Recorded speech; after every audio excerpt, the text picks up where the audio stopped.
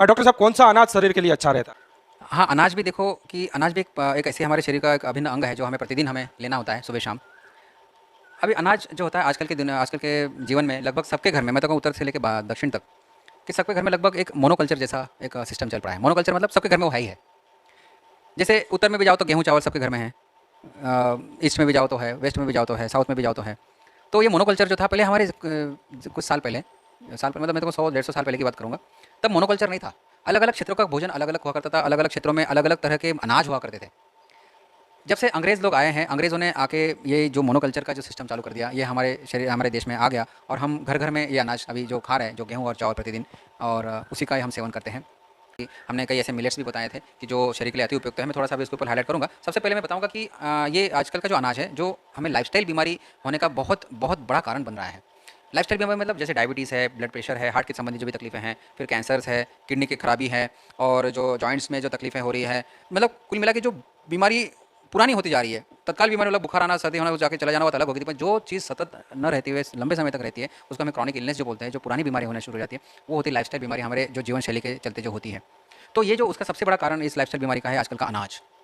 आपने सही पूछा कि अपने अनाज कैसा होना चाहिए? जो अनाज जो होना चाहिए, ये ऐसा होना चाहिए, देखो, हमारे शरीर में जो भी हम अन्न खाते हैं, उसका एंड प्रोडक्ट जो होता है, अंतिम जो प्रोडक्ट होता है, ग्लूकोज़। तो वो ग्लूकोज़ मतलब क्या? एनर्जी, मतलब हम जो कुछ खाते हैं उससे हमें एनर्जी मिलती है, सारे शरीर को, सारे सेल्स को, एक-एक सेल्स को। और वो ग्लूकोज़ जो है वो धीरे-धीरे हमारे शरीर में मिलना आना चाहिए होता है, रिलीज़ होना चाहिए होता है। पर क्या होता है आजकल का जो अनाज है, ये जो गेहूँ और चावल जैसे हम खाते हैं, खाते ही हमारे शरीर में जाने के बाद 15 से 20 मिनट के अंदर अंदर वो कार्बोहाइड्रेट्स, अनाज मतलब कार्बोहाइड्रेट्स होता है, वो कार्बोहाइड्रेट्स तुरंत बदल के वो आ जाता है ग्लूकोज़ में, तब रूपांतरित हो जाता है और हमारे शरीर में एकदम से ग्लूकोज़ की लेवल बढ़ जाती है।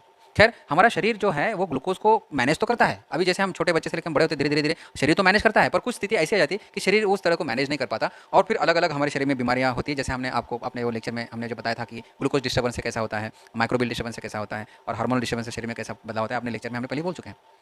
तो कुल मिला के हमारे जो अनाज होता है, अनाज जो होता है हमारे शरीर में एनर्जी देता है, कार्बोहाइड्रेट्स ग्लूकोज में रूपांतरित होता है, ग्लूकोज इस तरह से डिस्टर्ब हो जाता है, इस तरह से बढ़ जाता है कि उसको शरीर को मैनेज करने की दिक्कत होती है। ऊपर से हम क्या है, जैसे अभी मेरा काम है चेयर में बैठना और पेशेंट को देखना, मतलब मेरे शरीर में शारीरिक श्रम कम है।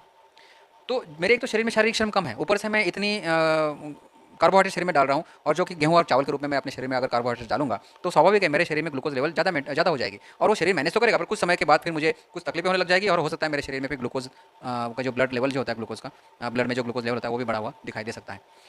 कहने का तात्पर्य यह है कि आजकल का जो ज़माने में जो लगभग सभी लोग तो हार्ड वर्क तो करते नहीं, लगभग ऑफिस में जाके बैठना ही होता है। जो लोग सेडेंटरी लाइफ जीते हैं, सेडेंटरी लाइफ मतलब बैठा बैठा हुआ जीवन जो देते हैं, उनके शरीर में गेहूँ और चावल, ये आजकल के जो गेहूँ चावल है, ये बहुत ज़्यादा दिक्कत दे रहे हैं। यही सबसे बड़ा कारण होता है बीमारी का। अभी क्यों इसमें एकदम से ग्लूकोज़ क्यों एकदम से बन रहा है? क्यों इसमें तुरंत 15-20 मिनट में ग्लूकोज़ रूपांतरित होता है? क्योंकि इसके अंदर जो फाइबर्स होने चाहिए, अनाज में फाइबर्स भी होते हैं और कार्बोहाइड्रेट्स होते हैं, वो एक-दूसरे से बंधे हुए होते हैं। धीरे-धीरे फाइबर्स खुलता है, धीरे-धीरे कार्बोहाइड्रेट्स खुलता है और इस तरह से हमारे शरीर में ग्लूकोज़ रूपांतरण होना चाहिए। पर आजकल के जो गेहूँ और चावल है, इसमें फाइबर्स लगभग नहीं है। इसमें फाइबर्स नहीं है, पॉलिश किया जाता है, पॉलिश के बाद इसके एकदम ऊपर की परत पे थोड़े बहुत अगर फाइबर्स होते हैं, वो भी पॉलिशिंग में चले जाते हैं। 0.1%, 0.01%, 0.02%, मतलब इतने छोटे मात्रा में बहुत माइक्रो चीज़ में उसमें फाइबर्स होते हैं, नहीं के बराबर। उसी के कारण हमारे शरीर में जो है वो ग्लूकोज़ एकदम से फ्लरिश हो जाता है, एकदम से हमारे शरीर में वो बढ़ता है और इसीलिए ये अनाज हमारे शरीर में बड़ा दिक्कत दे रहा है आजकल। तो आप सोच रहे होंगे कि भाई गेहूँ चावल के बाद तो हम ज्वार खाते हैं, बाजरा खाते हैं, रागी खाते हैं, मकाई खाते हैं, ये भी अनाज है, पर ये न्यूट्रल अनाज माने जाते हैं मेडिकल भाषा में। न्यूट्रल अनाज मतलब इससे कोई नुकसान भी नहीं होता, ना कोई ज़्यादा शरीर के लिए, मतलब ट्रीटमेंट के हिसाब से कोई ज़्यादा उसका उपयोग भी होता है। ठीक है, शरीर के लिए अच्छा है एज ए केवल खाने के हिसाब से। पर अगर शरीर में आपके कोई बीमारी है और आपको अनाज खाना है और लाइफस्टाइल बीमारी ना हो, तो हमारे पास ये मिलेट्स कुछ आजकल मैं इसका लोगों को काफ़ी कह रहा हूँ कि आप इसका सेवन जरूर करें। मिलेट्स का 5 प्रकार के पॉजिटिव मिलेट्स होते हैं।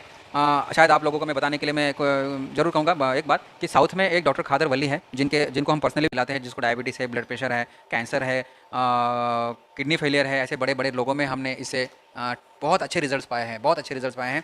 मेरे पास तो ऐसे कई पेशेंट्स हैं, मैं आपको बता भी सकता हूँ, चलो हम कभी मौका मिला तो बताएंगे भी उनको भी कि वो बिल्कुल इस करके रिपोर्ट्स के साथ हम उसमें इंप्रूवमेंट देख रहे हैं।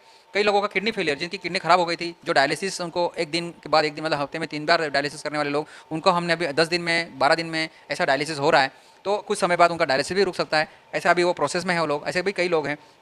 तो ये मिलेट्स हमने ज़रूर हमारे खाने में खाने चाहिए। हमारे पास जो अनाज है, गेहूँ चावल के साथ साथ हम बाजरा ज्वार भी जैसे सीज़न के हिसाब से खाते हैं। जैसे अभी गर्मी है तो ज्वार चल सकता है, ठंडी के दिनों में हम बाजरा खाते हैं, रागी भी होती है, मकाई भी होती है, इसके भी हम अनाज लेते हैं, जौ होता है, ठीक है। इसे तो अभी ये जो मैं पॉजिटिव मिलेट्स बोलता हूँ, जो शरीर के लिए अति उपयुक्त है, जो सर्व सर्व रोगों को भी अलग अलग रोगों में भी काम करते हैं। अगर आप इस तरह से थोड़ा कुछ रूटीन में भी लाओगे तो शरीर में कुछ रोग भी ना होने देवे और आपके शरीर में ग्लूकोज की लेवल भी मेंटेन करे।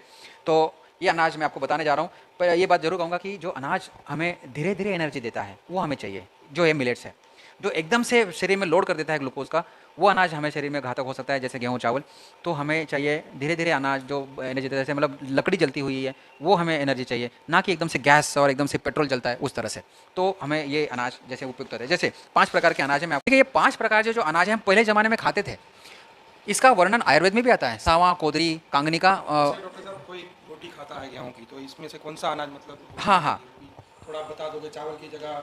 देखो ये तो साहब आपने देखा कि सारे ब्राउन मिलेट राइस है, सभी राइस है। अभी इसी को अगर हमने पीस के रखा दिया, जैसे वाले कोदी है, अगर ये मैंने कोदों को अगर पीस दिया, इसकी हमने वो बना दिया उसका आटा, और उसमें पानी डाल के केवल 2-3 घंटे तक उसको हमें भिगो के रखना है, और इसके फिर रोटी बन सकती है।